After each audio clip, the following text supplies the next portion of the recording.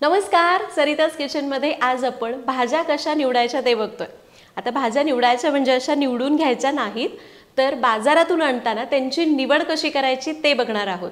बऱ्याचदा आपण एखादी भाजी आज केली तर ती खूप छान होते, पण ती जर असून थोड्या दिवसांनी केली तर चवीला चांगली लागत नाही किंवा तितकी चांगली चव येत नाही, थोडीशी बेचव लागते, कारण भाजीची निवडच चुकलेली असते। त्यामुळे मला बऱ्याच कमेंट्स येतात की ताई आम्हाला भाजी आणताना कुठल्या कुठल्या गोष्टी बघितल्या पाहिजे हे सांगा। म्हणूनच आज आपण फळभाज्या, पालेभाज्या किंवा शेंगभाज्या आणत असताना कुठल्या गोष्टी बघायच्या जेणेकरून आपण चांगली भाजी निवडू शकू हे बघणार आहोत। आणि हा व्हिडिओ बनवण्यासाठी मी बाजारामध्ये जाऊन ज्या दिसतील त्या सगळ्या भाज्या घेऊन आलेल्या आहेत, तुम्हाला इथं दिसत असेल। त्यामुळे व्हिडिओला लाईक नक्की करा आणि हा व्हिडिओ अशा लोकांपर्यंत शेअर करा ज्यांना हा प्रॉब्लेम डेली लाईफमध्ये नेहमी येतो। सुरुवात करूयात। तर सुरुवात आपण पालेभाज्यांपासून करूयात। इथं मी जेवढ्या शक्य होतील तेवढ्या पालेभाज्या इथं तुम्हाला दाखवण्याचा प्रयत्न करणार आहे। तर पहिल्यांदा पालेभाज्यामध्ये मेथीची भाजी कशी निवडायची ते बघू। तर मेथीची भाजी निवडताना असं म्हटलं जातं की कुठलीही पालेभाजी कोवळीच घ्यावी, म्हणजे ती चवीला चांगली लागते, तिचा एक उग्रपणा चवीमध्ये येत नाही। आणि मेथीची भाजी निवडताना असं म्हटलं जातं की ती शक्यतो बुटकी आणि लेकूरवाळी मेथी घ्यावी। थोडीशी उंच असली तरी चालेल, पण ती कोवळी असावी, लेकूरवाळी असावी। लेकूरवाळी मेथी म्हणजे की मेथीचं समजा तुम्ही एक काडी उचलली तर तिला असे भरपूर असे फाटे फुटलेले असतात, असा बंच असतो पानांचा, त्याला म्हणतात लेकूरवाळी मेथी, म्हणजे तिला भरपूर लेकरं असतात म्हणून तसं म्हटलं जातं। आणि ती भाजी चवीला खूप चांगली लागते, असं म्हटलं जातं की ती गावरान मेथी असते। या उलट जर तुम्ही गोल पानांची मेथीची भाजी घ्यायला गेलात तर ती अशी सरळ असते आणि तिला फक्त पानं फुटलेली असतात, तिची पानं मोठी असतात आणि ती चवीला लेकूरवाळी किंवा या मेथीच्या भाजीपेक्षा तितकी चांगली नसते, थोडीशी जास्त कडवट असते। तर अशा पद्धतीची मेथीची भाजी तुम्हाला मिळाली तर नक्की वापरा, नाहीच मिळाली तर तुम्ही जी मिळेल ती घ्या। फक्त कुठलीही पालेभाजी घेताना जिथं ती जुडी बांधली गेलेली असते, म्हणजे तिच्या मुळांच्या जवळपास एकदा उघडून बघा, कारण बऱ्याचदा वरून मेथी किंवा कुठलीही पालेभाजी चांगली दिसते पण आतून ती सडलेली असते। त्यामुळं वर जरी चांगली दिसली, पानं वगैरे व्यवस्थित असली तरी सुद्धा मध्ये एकदा चेक करा, कारण वरच्यावर चांगली भाजी लावली जाते आणि मध्ये सडलेली भाजी आपल्याला दिली जाते, ती घरी आणेपर्यंत किंवा दुसऱ्या दिवशीपर्यंत संपूर्ण खराब होते। तर ही झाली मेथीची भाजी। अशा पद्धतीने तुम्ही बघून घ्या, अशी लेकूरवाळी मेथी असेल जिची पानं अशी थोडीशी दुमडलेली उभट असतील तर ती भाजी चांगली। आता शेपूची भाजी। शेपूची भाजी घेताना बऱ्याचदा बघा बरेच जण खात नाहीत, कारण तिला एक उग्र चव येते किंवा ती खाल्ल्यानंतर आपल्याला तसा एक वास आपल्या तोंडामध्ये राहतो आणि म्हणून बरेच जण शेपूची भाजी खात नाहीत, कारण ती निवड आपली चुकलेली असते। तर शेपूची भाजी घेताना कोवळी घ्यायची, कमी उंचीची आणि एकदम बारीक पानांची घ्यायची। खूप जर अशी उंच मोठी शेपूची भाजी असेल ना तर ती चवीला चांगली लागत नाही, तिचा खूप उग्र वास येतो। काय करायचं, शेपूची भाजी घेताना फक्त अशी हलवायची आणि तिचा वास घ्यायचा। जर तिला खूप उग्र वास आला तर ती घ्यायची नाही, आणि जर तिला अगदी हलका किंवा वास आला नाही तर ती शेपू चांगली असं समजायचं। ही शेपू बघा उंचीला अशी खूप जास्त उंच नाही आहे आणि पानं बघा एकदम बारीक आहेत। बऱ्याचदा काय होतं, हातभर उंचीच्या शेपूच्या भाजी असतात त्या चवीला खूप उग्र लागतात, त्या घ्यायच्या नाहीत। आता कोथिंबीर। कोथिंबीर निवडताना शक्यतो गावरान कोथिंबीर निवडायची। गावरान कोथिंबीर बघा त्याची पानं अशी एकदम बारीक असतात, अशी गोल मोठी पानं गावरान कोथिंबीरीची नसतात, आणि ती कोथिंबीर अशी झटकली जरी ना तरी सुद्धा खूप छान सुगंध येतो। ही गावरान कोथिंबीरच आहे, मी शक्यतो शेतकऱ्यांकडून घेते त्यामुळे मला अशा छान भाज्या मिळतात। तुमच्याकडे जर एखादा एरिया शोधा जिथं तुम्हाला अशा भाज्या मिळतात तर कोथिंबीर शक्यतो अशी घ्यायची। इथं सुद्धा फार उंच घ्यायची नाहीत, गावरान कोथिंबीरीला शक्यतो पांढरी फुलं आलेली असतात, चालेल पण खूप जास्त निबर घेऊ नका। आणि जर तुम्ही नाहीच मिळत तुमच्याकडे गावरान तर गोल पानाची मोठी कोथिंबीर असते, तिला सुगंध थोडा कमी असतो, ती घेतली तरी सुद्धा चालेल, पण त्यातही ती खूप निबर घेऊ नका, तिची पानं पिवळसर नसावीत। आणि एकदा जिथं बांधलेलं आहे तिथं नक्की चेक करा, शक्यतो पावसाळ्याच्या दिवसामध्ये, की तिथं खराब तर नाही आहे। अशा पद्धतीने तुम्ही कोथिंबीरीची निवड करू शकता। आता पुदिना निवडताना सुद्धा ज्याची पानं अशी खूप जास्त टवटवीत असतात तसा पुदिना घ्यायचा, त्याला खूप छान सुगंध असतो आणि तो कुठल्याही भाजीमध्ये किंवा बिर्याणीमध्ये वगैरे वापरला तर तो चवीला चांगला लागतो। त्यामुळे अशा पद्धतीने पुदिना घ्यायचा। आणि पुदिना शक्यतो असा जुडीसहितच ठेवा फ्रीजमध्ये, म्हणजे तो जास्त दिवस ताजा राहतो, जर तुम्हाला 3-4 दिवसांच्या पेक्षा जास्त वापरायचं असेल तर. आता पालकाची भाजी. मी आधी सांगितल्याप्रमाणे ज्या भाज्यांची पानं कोवळी आणि छोटी छोटी असतात त्या भाज्या किंवा त्या पालेभाज्या गावरान आहेत असं समजायचं. आजकाल गावरान भाज्या सगळीकडेच मिळतात असं नाही. त्यामुळं पालक निवडताना जर छोट्या छोट्या पानांची पालक मिळाली ना तर ती नक्की वापरा. तिची चव खरंच खूप छान असते. आत्ता मला तर मिळालेली नाही आहे गावरान पालक, पण पालक निवडताना कशीही असो, गावरान किंवा साधी असो, तर तिची पानं फार अशी किडलेली तुटलेली नसावीत. शक्यतो पालकसुद्धा घेताना इथे आपल्याला या जिथं बांधलं आहे ना तिथे एकदा उघडून बघायचं आहे किंवा असं एकदा चेक करून बघा, तिथं तो सडलेला नसावा, कारण बऱ्याचदा असं प्रत्येक पालेभाजीच्या बाबतीत होतं.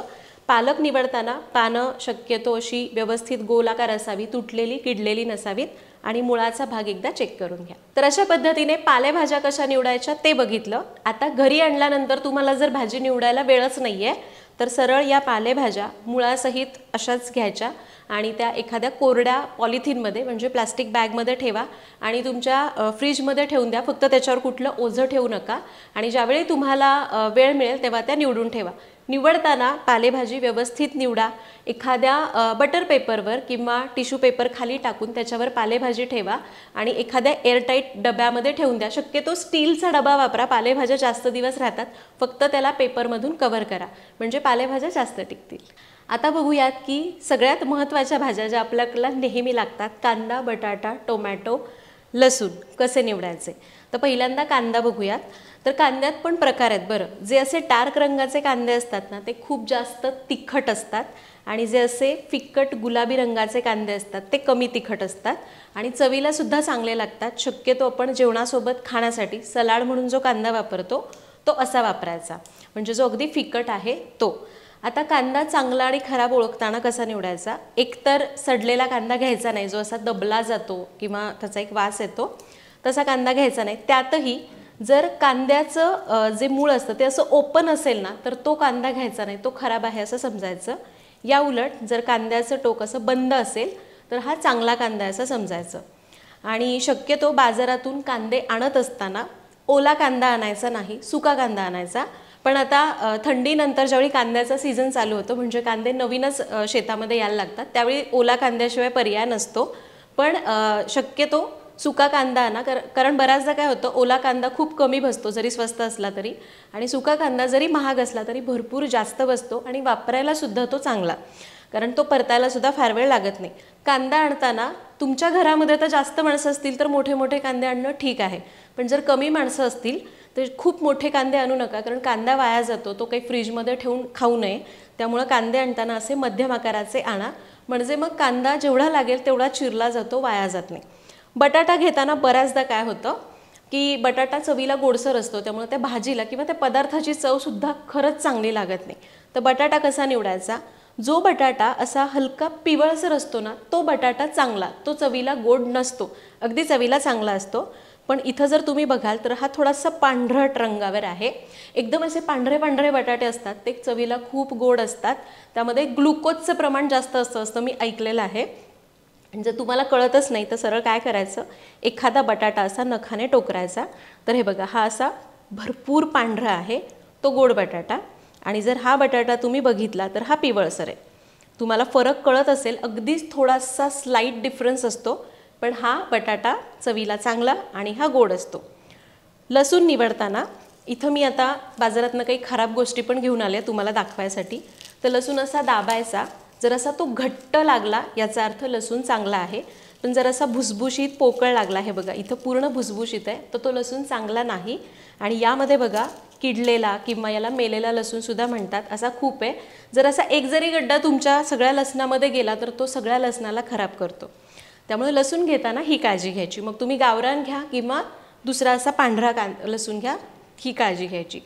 टोमॅटो आणताना सुद्धा तुम्हाला कच्चे आणायचे तर कच्चे आणा, लाल पिकलेले आणायचे तर पिकलेले आणा, पण ते असे चांगले कडक असावेत. हे बघा, हे टोमॅटो छान कडक आहेत, अजिबात कुठेही असे दबलेले नाही आहेत. आता हा टोमॅटो बघितला तर एकदम असा बिलबिलीत आहे, त्याच्यावर सुरकुत्या आलेल्या आहेत, याचा अर्थ हा आतून खराब असण्याची शक्यता असते आणि असा किडलेला सुद्धा आहे. किंवा असे डाग असलेले टोमॅटोसुद्धा घ्यायचे नाहीत, ते चवीला चांगले लागत नाही, तसेच करकरीत लागतात. तुम्ही गावरान टोमॅटो घ्या किंवा हायब्रिड टोमॅटो घ्या, कच्चे घ्या किंवा पिकलेले घ्या, पण ते छान कडक असावेत, बिलबिलीत असू नयेत. आता कॉलीफ्लॉवर म्हणजे फुलगोबी आणि कोबी, आपला पानकोबी निवडताना कुठली काळजी घ्यायची? तर पानकोबी बघा, हा किती छान दिसतोय, एकदम हिरवागार आहे. आणि तुम्ही इथं बघाल तर याला मी असं दाबलं तर हा कडक लागतोय, म्हणजे मग आतमध्ये छान तो असा ताजा ताजा कोबी आहे आणि छान घट्ट गड्डा असला पाहिजे. त्याला समजायचं की तुम्ही चांगला कोबी आणताय. आणि जो असा पांढरट एकदम असा भुसभुशीत कोबी असतो ना, हिरवा जरी असला तरी भुसभुशीत असतो, तो कोबी चांगला नाही. शक्यतो असा हिरवागार कोबी आणायचा, किंवा जरी थोडासा कमी हिरवा असला तरी सुद्धा घट्ट गड्डा असावा. आणि कॉलीफ्लॉवर निवडताना तो खूप जास्त पांढरा शुभ्र कॉलीफ्लॉवर निवडायचा नाही, एकदम पांढरा शुभ्र असतो असं मी ऐकलेलं आहे की त्याला केमिकलमध्ये बुडवून त्याला एकदम पांढरं शुभ्र केलेलं असतं. मी ऐकलं आहे, मला हे किती खरं आहे हे माहिती नाही आहे, पण तो चवीला अजिबात चांगला लागत नाही, त्यामध्ये कीडसुद्धा असते. आणि हा जो आहे कॉलीफ्लॉवर, याची फुलं बघा अगदी छान दिसत आहेत आणि हलकासा पिवळसर रंग आहे, खूप पिवळा नाही, हलका पिवळसर रंग आहे. आणि कॉलीफ्लॉवर निवडताना शक्यतो खालून बघायचा, कारण हे किडे खाली लपलेले असतात. जर किडे नसतील तर कॉलीफ्लॉवर चांगला. शक्यतो उन्हाळा आणि पावसाळ्यामध्ये कॉलीफ्लॉवर घेताना ही काळजी घ्यायची आहे. पावसाळ्यात तर कॉलीफ्लॉवर खाऊच नये, कारण खूप कीड असते, तो नैसर्गिकरित्या पिकवलेला नसतो. त्यामुळे थंडीमध्ये शक्यतो कॉलीफ्लॉवर खूप चांगला येतो.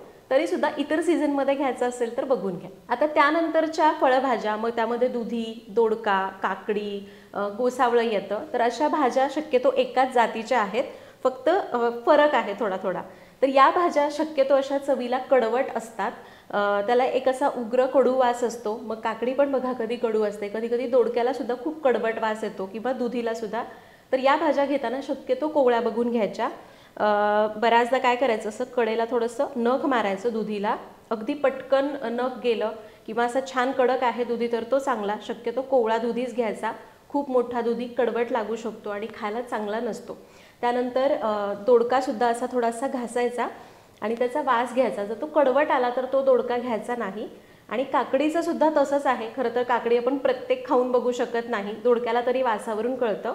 काकडीला सुद्धा कधी कधी खूप जास्त कडवट वास येतो, पण बऱ्याचदा जरी वास आला नाही तरी सुद्धा काकडी कडू असते. त्यामुळं काकडी आणताना अशी छान कोवळी बघून आणायची आणि अशी कडक बघून आणायची, अशी खूप बिळबिळीत पडलेली मिळमिळीत झालेली काकडी आणायची नाही. शक्यतो अशी पांढरट काकडी घेऊ नका, अशी छान हिरवीगार काकडी असते ना, अशी नाजूक नाजूक, ती काकडी चवीला गोडसर असते. तरीसुद्धा घरी आल्यानंतर एकदा थोडंसं त्याचं टोक कापून चाटून बघायचं, कडू असेल तर ती खाऊ नका. आता लिंबू आणि आलं कसं निवडायचं? लिंबू निवडताना पातळ सालीचं लिंबू घ्यायचं, त्याच्यामध्ये भरपूर रस असतो. तर हे बघा, हे आहे पातळ सालीचं लिंबू. वरूनच आपल्याला कळतं असं छान तुकतुकीत चकाकी असते त्या लिंबाला एक प्रकारची, छोटी का असे ना पण भरपूर रस असतो. आणि हे झालं जाड सालीचं लिंबू. हे बघा, याची साल अशी दाबल्यावरच कळते की खूप जाड आहे, हे खूप घट्ट आहे आणि याच्यामध्ये रस खूप कमी असतो. आणि शक्यतो अशी डाग असलेली लिंब घ्यायची नाहीत. आलं घेताना सुद्धा जे आलं खूप माती असते ते खरं तर चांगलंच असतं, पण जे खूप जास्त एकदमच स्वच्छ असतं, असं वाटतं की किती छान आलं आहे, ते आलं शक्यतो केमिकलने धुतलेलं असतं, त्यामुळे ते आलं घ्यायचं नाही. तरीसुद्धा आलं घेताना तुम्ही कुठल्याही पद्धतीचं घ्या, तुम्हाला जसं पाहिजे तसं. माती असलेलं घेतलं तर आपण घरी आणून धुवू शकतो. आलं घेताना ना, तुमच्याकडे जर खूप जास्त प्रमाणात आलं लागत असेल तर तुम्ही असं अख्खं मोठं मोठं लेकूरवाळं आलं घेऊ शकता, ज्याला असं खूप जास्त फांद्या आहेत. पण जर तुमच्याकडे फार आलं खाल्लं जात नाही किंवा घरात माणसं कमी आहेत तर असं छोटे छोटे आल्याचे पीसेस पण येतात, असे घ्या. कारण जर आपण समजा असं मोठं आलं आणलं ना, आपल्याला फार लागत नाही आणि आपण असं तोडत तोडत वापरत गेलो ना, तर ते तोडलं की ते आलं तिथं सडून जातं आणि लवकर खराब होतं. त्यामुळे ही काळजी घ्यायची. आता हिरवी मिरची बाजारातून आणताना ती शक्यतो अशी छान टवटवीत नाजूक मिरची आणायची, म्हणजे ती अशी भाजीला आपल्याला व्यवस्थित कापता येते, तिच्या बिया खूप जास्त जाड नसतात. पण मिरचीमध्ये सुद्धा कमी तिखट आणि तिखट मिरची असते, आपण वेगवेगळ्या पदार्थांसाठी तशी मिरची वापरतो. तर हे बघा, बाजारात अशी जी फिकट रंगाची मिरची असते ना, ती कमी तिखट असते, पोपटी रंगाची मिरची. आणि जर तुम्हाला खूप तिखट मिरची पाहिजे पिठलं वगैरे करायला, तर अशी छोटी छोटी नाजूक एकदम डार्क हिरव्या रंगाची मिरची असते, ती खूप तिखट असते. जर समजा तुम्ही ही एक मिरची वापरली त्याचा तिखटपणा आणि याच्या 3 मिरच्यांचा तिखटपणा हा समान असतो. इतकी ही मिरची जास्त तिखट असते. मग तुमच्या गरजेप्रमाणे तुम्ही मिरची निवडू शकता. फक्त ती निवडताना छान अशी टवटवीत कडक बघून घ्या. अशी मध्ये अशी बिलबिल झालेली मिरची घ्यायची नाही. आता भेंडी निवडताना छान कोवळी भेंडी निवडायची. ती ओळखायची कशी, तर हे बघा, छोटी छोटी भेंडी असते ना, तर ती कोवळीच असते शक्यतो. तर भेंडी निवडताना असं याचं टोक तोडायचं. ते असं तटकन तुटलं की समजायचं भेंडी चांगली आहे. पण बऱ्याचदा ज्या मोठ्या भेंड्या असतात ना, त्यासुद्धा छान कोवळ्या असतात. तर हे बघा, ही भेंडी थोडी मोठी आहे तरी पण छान कोवळी आहे. पण जर अशा खूपच मोठ्या भेंड्या असतील ना, तर या भेंड्या शक्यतो घ्यायच्या नाहीत. कारण या खूप जास्त अशा जरी खूप निबर नसल्या तरी करकरीत असतात आणि पटकन शिजत नाही, जास्त चिकट असतात. त्यामुळे भेंडी निवडताना अशी छोटी छोटी आणि कोवळी भेंडी निवडायची. बऱ्याचदा भाजीवाले भेंडीचं टोक तोडून देत नाहीत, ओरडतात किंवा ते म्हणतात की जर तुम्ही टोकं तोडली तर जेवढी जेवढी भेंडी घेतली ती सगळी तुम्हाला घ्यायला लागणार आहे. त्यामुळं तुम्ही विचार करा. त्यामुळे मग शक्यतो अशी छोटी छोटी कोवळी भेंडी घ्यायची, जी अशी तोडून न बघता घेतली तरी चालते. आता शेंगभाज्या कशा निवडायच्या, तर माझ्याकडे सध्या सगळ्यात शेंगभाज्या नाही आहे. तर शेंगभाज्यांमध्ये गवार असेल, घेवडा असेल, तर ज्या अशा नाजूक असतात ना, त्या शेंगभाज्या चांगल्या. एखादी शेंगभाजी अशी कटकन तोडून बघा. जर ती छान अशी पटकन तुटली तर समजायचं ती शेंगभाजी चांगली आहे. त्यातल्या त्यात बारक्या बारक्या भाज्या तर ठीक आहे. त्यातही जर तुम्ही पावटा निवडताय तर त्याला असं घट्ट दाबलं तर त्याच्या असं भरून असला पाहिजे. अशा भुसभुशीत त्या शेंगा नसाव्यात. मटार असेल, पावटा असेल, घेवडा असेल, तर त्या शेंगभाज्या चांगल्या. आता जर तुम्ही शेवग्याच्या बाबतीत म्हणाल तर शेवगा घेताना हा कोवळा तर घ्या, म्हणजे खूप कोवळा नाही की मग अगदीच जास्त कडक बिया असलेला घेऊ नका. असा मध्यम आकाराच्या, आपलं हे बोटाची जाडी केवढी असते त्यापेक्षा किंचित जाड घेतला तरी चालतो. त्यात पण शेवगा घेताना कसाही घ्या. पण दोन प्रकार असतात. एक असा खूप लांब शेवगा असतो, हातापेक्षा असा मोठा शेवगा असतो, तो शक्यतो चवीला चांगला लागत नाही. जो असा बुटका बुटका शेवगा असतो ना, तो चवीला चांगला लागतो. त्यामुळं जर तुमच्याकडे तसा शेवगा मिळत असेल तर तो निवडा. पण जर लांबच शेवगा मिळत असेल तर फार जास्त जाड घेऊ नका किंवा असा खूप जास्त दाबल्यावर भुसभुशीत शेवगा घेऊ नका. त्यामुळं गवार असेल, फरसबी असेल, या शेंगभाज्या निवडताना त्या अशा छान कोवळ्या बघून घ्यायच्या. आणि जर तुम्ही अशा बियांच्या भाज्या घेताय, पावटा किंवा घेवडा किंवा राजमा घेताय, तर अशा थोड्या दाबून बघा. मटार वगैरे भुसभुशीत नसाव्यात. शेवगा घेताना सुद्धा तुम्हाला असं थोडासा दाबायचा आहे. भुसभुशीत नसेल तर तो शेवगा चांगला. तर अशा प्रकारे आज आपण पालेभाज्या, फळभाज्या, शेंगभाज्या, त्यानंतर कोथिंबीर, मिरची, आलं, लिंबू या सगळ्या गोष्टी बाजारातून आणत असताना कुठल्या गोष्टींची काळजी घ्यायची, काय काय गोष्टी पडताळून बघायच्या हे बघितलं. आणि इथं मी माझा जो अनुभव होता तो शेअर केला. तुमच्याकडे जर काही वेगळी माहिती असेल तर मला खरंच सांगा. मला सुद्धा तुमच्याकडून बऱ्याच गोष्टी शिकायला मिळतात. इथं सुद्धा मला अगदी जाणून घ्यायला आवडेल की तुमच्याकडे काही नवीन टिप्स असतील तर आय होप आजचा हा व्हिडिओ तुमच्या नक्कीच उपयोगी आला असेल. आला तर व्हिडिओला लाईक नक्की करा, शेअर करा आणि याच्यातली कोणती टिप तुम्हाला जास्त आवडली हे सुद्धा मला कमेंट्समध्ये सांगा. अजून कुठल्या विषयांवर व्हिडिओ बघायला आवडतील हे सुद्धा मला कमेंट्समध्ये सांगा. पुन्हा भेटूयात अशाच एका नवीन व्हिडिओमध्ये. तोपर्यंत धन्यवाद.